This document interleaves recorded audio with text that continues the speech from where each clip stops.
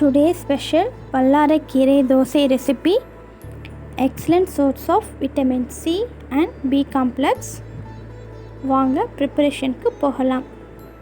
ஒரு கடாயில் 1 spoon coconut oil, 1 cup வல்லாரைக்கீரையை நல்லா வாஷ் பண்ணி ட்ரை பண்ணிவிட்டு ஆட் பண்ணிக்கலாம். ஸ்டவ்வை லோ ஃப்ளேமில் வச்சு நல்லா வதக்கி எடுத்துக்கணும்.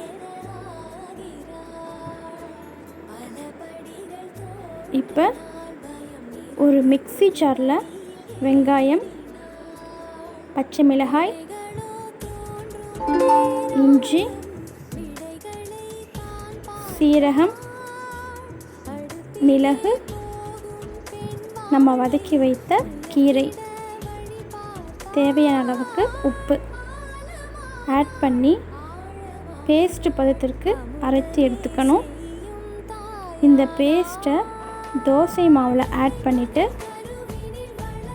நல்லா மிக்ஸ் பண்ணணும். மிக்ஸ் பண்ணால் பேட்டர் ரெடி.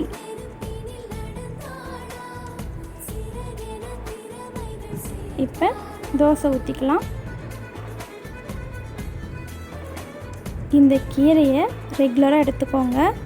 ஏன்னா இது improve brain function, boost immune system, help cure அனிமியான்னு நிறைய ஹெல்த் பெனிஃபிட்ஸ் இருக்குது. ஓகே, இப்போ ஆயில் ஆட் பண்ணிவிட்டு தோசையை திருப்பி போட்டால் ஹெல்தியான வல்லாரைக்கீரை தோசை ரெடி.